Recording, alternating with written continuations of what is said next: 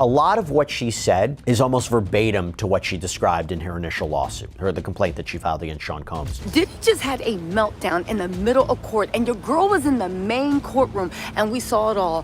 The defense was literally struggling, and I mean struggling, to find a way to frame things with Cassie. $100 million, one music mogul, one woman brave enough to bring it all crashing down. What you're about to see isn't just another celebrity scandal. It's the moment Diddy's empire began to crumble in real time. The courtroom was tense, like you could cut the air with a knife when Cassie walked in, 8.5 months pregnant, glowing and gorgeous, but with eyes that had seen some things. And there he was, Sean Diddy Combs, sitting there in his custom suit, looking like someone just told him his private jet got repossessed. Judge Submaranian wasn't playing games either. Straight up told Diddy's legal team, this court will not tolerate stalling tactics. The Southern District of New York doesn't bring cases they can't win. 97% conviction rate. They came to play. But Cassie? She came to slay. The psychological warfare was brilliant. Her pregnancy highlighting her vulnerability against the man who once controlled her every move. The contrast was striking. She was a singer, Cassie Ventura. She signed with him when she was 18 years old, or right around there. Became a singer. She signed like a 10-record deal with Bad Boy Records, which is his. And within like 2 years, he started having sex with her. When Cassie started describing how it all began, she was just a teenager with dreams who signed with Bad Boy Records. You could see Diddy's jaw clenching. This man who built an empire on the perception of power was watching it all unravel with each word she spoke. And let me tell you something, the moment she mentioned those freak-offs, the entire gallery gasped. Gasped. The judge had to bang his gavel for order, but this was just the appetizer. The main course of this scandal buffet was about to be served, and Diddy's face told the whole story. The king was about to be dethroned, and he knew it. The freak-offs, that's what Diddy called them, and they were exactly as disturbing as they sound. Listen, when Cassie started describing these encounters in detail, the courtroom went silent. We're talking pin-drop silence. These weren't just wild parties, they were calculated, choreographed performances, with Diddy as the director and Cassie as his unwilling star. The man controlled everything, and I mean everything, from the other participants to the lighting setup. This wasn't spontaneous. This was a production, a sick, twisted production where Cassie was both performer and prisoner. Diddy controlled everything about these freak-offs, according to Cassie. She says that he decided who the escorts would be. He would approve the escorts before she contacted them. He would pick the locations. He would set the lighting. The locations would change. Luxury suites in Paris, mansions in the Hamptons, private villas in the Caribbean, but the pattern was always the same. Diddy calling the shots, arranging everything down to the smallest detail, creating his own private entertainment at Cassie's expense. And then there was the inflatable pool incident. I cannot make this stuff up. This man had the audacity. One freak-off where Diddy allegedly told her to get into an inflatable pool filled with baby oil and lube. The jury's faces said it all. One juror, number 4 actually, had to look away. Another was writing so furiously, I thought their pen might break. The prosecutor asked, "Did you want to get into a pool of baby oil?" Ventura responds, "At that point, I couldn't say no. It would have been all bad." And Diddy?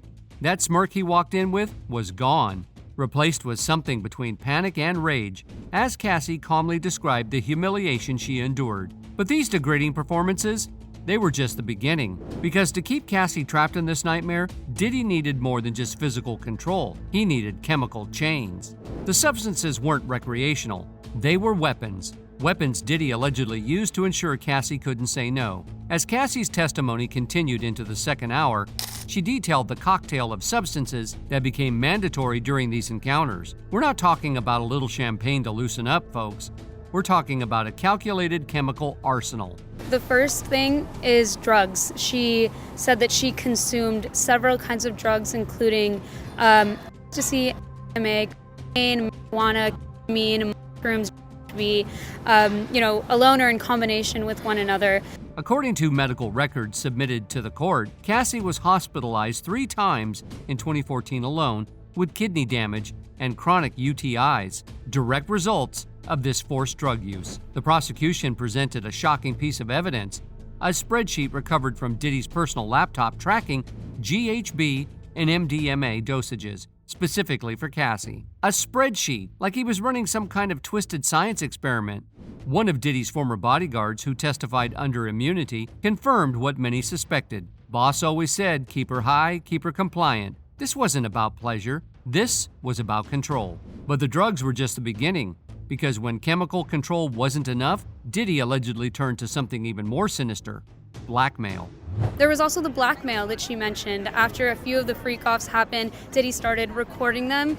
She expressed in court today that she didn't want them to be recorded, but he recorded them anyway. She asked him to delete them several times, but he didn't delete them. The court was shown evidence of a secure server containing dozens of these recordings, stored on equipment purchased through one of Diddy's shell companies. Digital timestamps confirmed they were filmed between 2009 and 2016 across multiple properties. When Cassie discovered the recordings and confronted him, his response was chilling. Try to leave, and these go public. Your career will be over before it starts. He had a massive influence over her career. You'll remember she was signed to Bad Boy Records, which was Diddy's record label. So not only did he have control over her life, but he had control over her career and the direction that it went. The jury was visibly disturbed as digital forensic experts testified about how the videos were stored, backed up, and secured, showing this wasn't impulsive, but calculated. One juror actually requested a break after this testimony, but when Cassie finally gathered the courage to break free in 2016, Diddy's mask slipped completely. And what happened next was caught on hotel surveillance cameras. The hotel video changed everything. Suddenly, Cassie's claims weren't just allegations, they were documented facts. For years, Cassie had endured physical mistreatment behind closed doors. We're talking bruises hidden by makeup, injuries explained away as accidents. But in 2016, a hotel surveillance camera captured what had previously been hidden. But Ventura testified, he would smash me in my head, knock me over, drag me, kick me, stomp me in the head if I was down. When asked how frequently was Sean physical with you during your relationship, she responded, too frequently. This wasn't a heated argument. This was a predator hunting his prey. And when the prosecution showed this video in court, you could hear a pin drop. One juror actually had to look away. Another was writing so furiously, I thought their pen might snap in half. But what happened after the attack might be even more revealing about who Diddy really is. Instead of showing remorse or concern for Cassie's well-being, his texts were all about him. Combs apparently writes to her, call me, the cops are here, you're going to abandon me all alone, call me please, or call me PLS. Ventura responds, I have a premiere Monday for the biggest thing I've ever done in my life. I have a black eye and a fat lip. It was time for me to go. You are sick for thinking it's okay to do what you've done. Not, are you okay? Not, I'm sorry. Just panic about getting caught. These weren't the words of a man concerned for his partner. They were the desperate pleas of someone terrified of losing control, of being exposed. As this evidence was presented, Diddy seemed to physically shrink in his chair. The swagger was gone, replaced by his tightly controlled rage that his legal team was struggling to manage. But the hotel incident wasn't just about one night of violence. It exposed an entire criminal enterprise built to protect Diddy's darkest secrets. This wasn't just one man's mistreatment. It was an organization, a network, a machine built to enable Diddy's every whim, no matter how illegal. We're talking about a RICO-level operation here. Former FBI agent Marcus Coleman testified that this was Pacino in the Godfather-level criminal enterprise. Not my words, an actual FBI agent's words. As Cassie continued her testimony, she revealed how Diddy's inner circle, security guards, assistants, household staff, all played roles in facilitating and covering up his behavior. They arranged the freak-offs, procured the drugs, managed the NDAs, and kept the secrets. But the most shocking revelation, how far Diddy would allegedly go when Cassie tried to move on with her life. Did there come a time after this when Sean mentioned Scott's car? Ventura responds, yes. He mentioned that when we were out of the country, that Scott's car would be blown up. He wanted his friends to be there to see it. This wasn't just jealousy. This was a criminal conspiracy. When Cassie started dating rapper Kid Cudi, real name Scott Mescudi, Diddy allegedly ordered an AR attack on his car. We're not talking about a nasty text message. We're talking about property destruction as a warning. The prosecution presented phone records showing calls between Diddy and known associates with criminal records immediately after Cassie told him about her new relationship. Then, mysteriously, Kid Cudi's car was found burned in his driveway 2 days later, and the control extended to every aspect of Cassie's life, her career, her appearance, even how she spoke. Combs controlled all aspects of her life. There was a portion of her testimony where she talked about how he would control her appearance, what kind of nails she had to have for freak-offs, complained that she looked too Mexican. And then the financial component is important too. Remember how I mentioned in the racketeering count how to ensure the women like Ventura participated in the sex acts. He would allegedly manipulate them. A former household employee testified that Diddy would critique Cassie's appearance daily, forcing her to change outfits multiple times before leaving the house. Financial records showed that despite appearing in music videos, commercials, and tours, Cassie's personal bank account rarely exceeded $25,000, while Diddy controlled millions in joint accounts. By keeping Cassie financially dependent, controlling her career opportunities, and isolating her from support systems, Diddy created a prison without walls, one that took years for Cassie to escape. But Cassie wasn't the only one trapped in Diddy's web. Another witness was about to blow this case wide open, and his testimony would confirm Cassie's darkest claims. Jonathan Oddie was supposed to be just another male escort. Instead, he became the witness who could bring down an empire. When Oddie took the stand, you should have seen Diddy's legal team. They were shook, because here was independent corroboration of Cassie's most damning allegations. The freak-offs weren't just her word against Diddy's anymore. I had sex with Cassie and Sean. Basically, they told me what to do with Cassie. I had like 15 encounters, and I heard lots of business, because what they would do is Sean. Oddie's testimony was clinical, detailed, and absolutely devastating to Diddy's defense. He described multiple encounters over several years, all following the same pattern Cassie had outlined. Diddy directing, controlling, orchestrating every movement like some twisted film director. The prosecution presented hotel receipts, text messages, and even flight records confirming Oddie was present at the exact locations and dates Cassie had previously testified about. This wasn't a coincidence. This was a confirmation. But perhaps most damning was the revelation about the lengths Diddy had gone to keep Oddie silent. According to the Daily Mail and the New York Post, Jonathan Oddie may have in fact signed an NDA, a non-disclosure agreement with Sean Combs, signing this in exchange for $5 million. And apparently, there is a picture of an NDA. $5 million to keep quiet. That's not hush money, that's terrified money. That's the action of a man with everything to lose, a man desperate to maintain his carefully crafted public image. The NDA itself became a key piece of evidence. Legal experts testified that the language was unusually restrictive, with penalties that would financially ruin Oddie if he ever spoke about what he witnessed.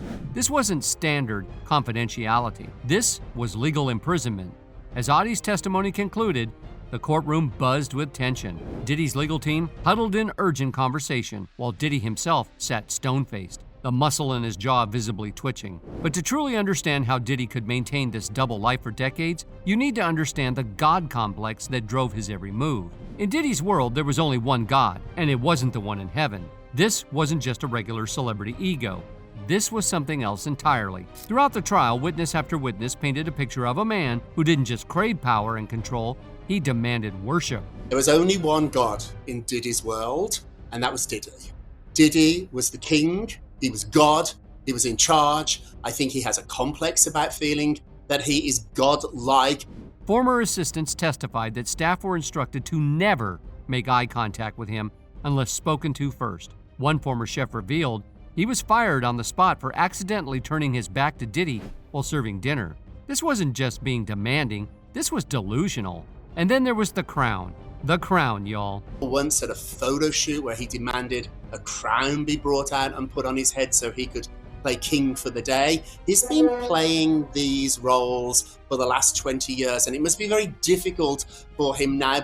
A photographer who worked with Diddy for years described how a regular fashion shoot turned into a coronation. When the stylist couldn't produce a crown quickly enough, Diddy allegedly threw a tantrum, screaming that kings don't wait and threatening to fire everyone on set. This God complex explained everything about his behavior, the rage when challenged, the expectation of absolute obedience, the belief that rules simply didn't apply to him. It was the foundation upon which his entire empire was built. Psychologists testifying for the prosecution explained how this pathological narcissism created the perfect storm. A man with unlimited resources, surrounded by enablers who genuinely believe he was above consequences. As these psychological insights were presented in court, Diddy seemed to bristle in his seat. The muscle in his jaw twitched, his eyes narrowed. Even the analysis of his personality seemed like an affront to his divinity. But gods aren't supposed to fall.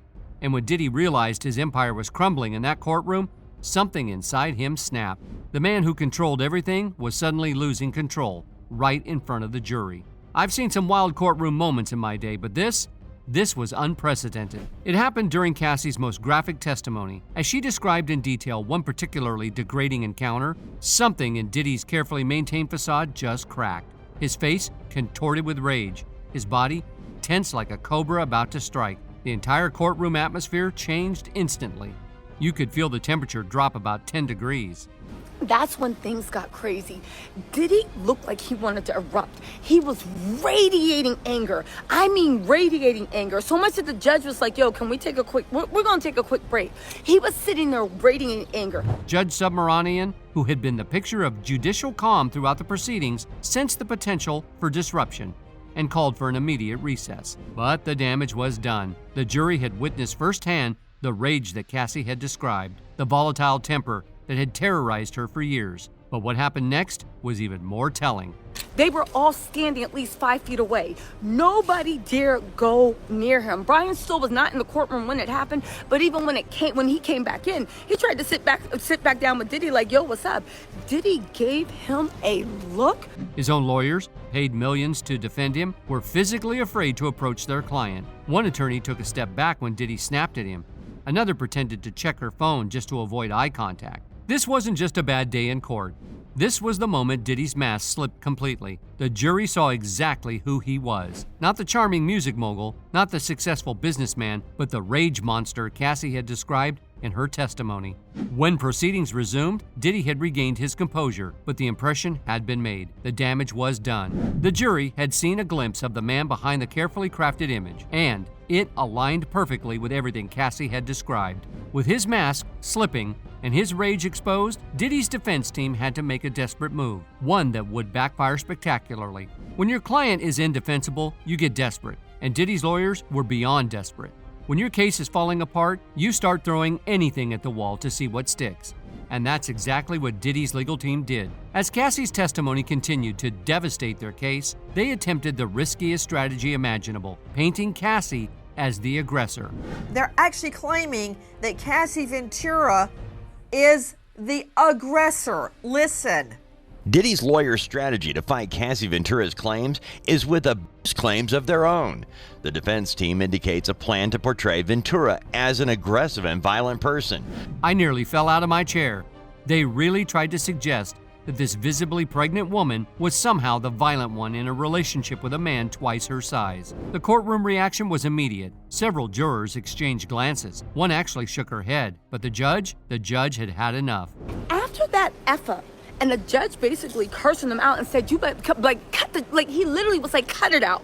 Cut it out. I don't want to hear it. And he was very firm and very annoyed because Mark Agnafilio was always pulling this shit. The rebuke was public, harsh, and absolutely devastating to the defense's credibility. Judge Submaranian, who had maintained professional neutrality throughout the proceedings, finally lost patience. You could tell he was done with these tactics. And then came the Michael B. Jordan angle, when the defense tried to paint Cassie's other relationships as somehow relevant to the case, suggesting her dating history was the real issue. Diddy's jealousy was on full display. His face literally twitched when Jordan's name came up. Throughout this exchange, Diddy's control over his legal team became increasingly obvious. He was seen passing notes, whispering urgently, and at times appearing to override his attorney's planned approach. It was the behavior of a man accustomed to absolute control, unable to accept that this situation was beyond his ability to manipulate. As the defense strategy crumbled in real time, the courtroom atmosphere shifted. What had begun as a high-profile trial was now looking increasingly like the final chapter of Diddy's reign.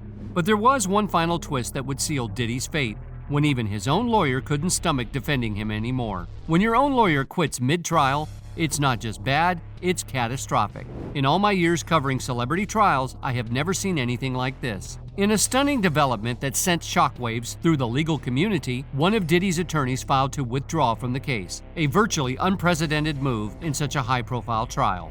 As his attorney, Tony Rico, files to withdraw from the case. In a motion on Friday, in New York, Rico stated that under no circumstances can I continue to serve as counsel for Sean Combs consistent with the ABA standards for criminal justice. The language was telling. Not "I believe another attorney would better serve my client" or some other diplomatic phrasing, but "under no circumstances can I continue." That's the legal equivalent of abandoning a sinking ship, and it spoke volumes about what was happening behind the scenes. Court insiders whispered that Rico had discovered something so disturbing in the evidence that he couldn't ethically continue the representation. Whatever it was bad enough to risk his professional reputation and potentially millions in legal fees. Adding to Diddy's legal woes was the reputation of the prosecution team he was facing. They are airtight when they are brought to them. They do not prepare for a trial. They put so much pressure on the defense team and on the defendant with the amount of evidence they have and witnesses and electronic surveillance evidence, all of that into a packet. They don't move forward until they have you. And Diddy is in a lot of trouble. The Southern District of New York has one of the highest conviction rates in the country. We're talking 97%. They don't bring cases they can't win, and they don't pursue defendants unless they're confident of the outcome. For Diddy, facing this team with a fractured defense was the legal equivalent of entering a gunfight unarmed. As the trial progressed, the jury's reactions became increasingly difficult to ignore. During the most graphic testimony, several jurors were seen visibly recoiling, while others took extensive notes, their expressions hardening with each new revelation. The empire wasn't just crumbling, it was in free fall. As Diddy's world collapsed around him, Cassie was finally finding something she'd lost years ago: her voice. From the brink of self-harm to standing tall in court, Cassie's journey wasn't just about survival, it was about reclaiming her power. The most powerful moment in Cassie's testimony came when she revealed just how close she had come to ending her life, a direct result of the trauma she had endured. The courtroom fell silent as she described how overwhelming the traumatic memories from her relationship with Diddy became. She testified about a moment when she actually intended to leave her home with the purpose of walking into traffic to end her life. Not a cry for help, a plan. That silence in the courtroom, it was deafening. You could literally hear people holding their breath. One juror, a middle-aged woman in the back row, openly wiped tears from her eyes. This was the absolute rock bottom that preceded Cassie's decision to finally break free, to seek help, to begin the long journey toward healing. But that journey wasn't easy. Diddy's attempts to silence her continued long after their relationship ended. In a bombshell revelation, Cassie disclosed that Diddy had settled her civil lawsuit against him for $20 million. $20 million. Not out of generosity or remorse, but in a desperate attempt to keep her silent, to prevent exactly the kind of public reckoning that was now unfolding in court. But the most powerful statement to Cassie's resilience was the stark contrast between her life then and now. As she testified, 8.5 months pregnant, supported by a loving husband, she presented the image of a woman who had not just survived, but rebuilt. A woman who had found the strength to reclaim her narrative, her agency, her future. When she finished her testimony and walked past Diddy's table, witnesses say she looked him directly in the eye for the first time, not with fear, not with anger, but with something that looked a lot like pity. The man who once called himself king now faces decades behind bars. The empire built on fear is crumbling. And the woman he tried to silence, she might just be the one who brings it all down. This isn't just the end of Diddy's reign. It's the beginning of a reckoning that could change the music industry forever.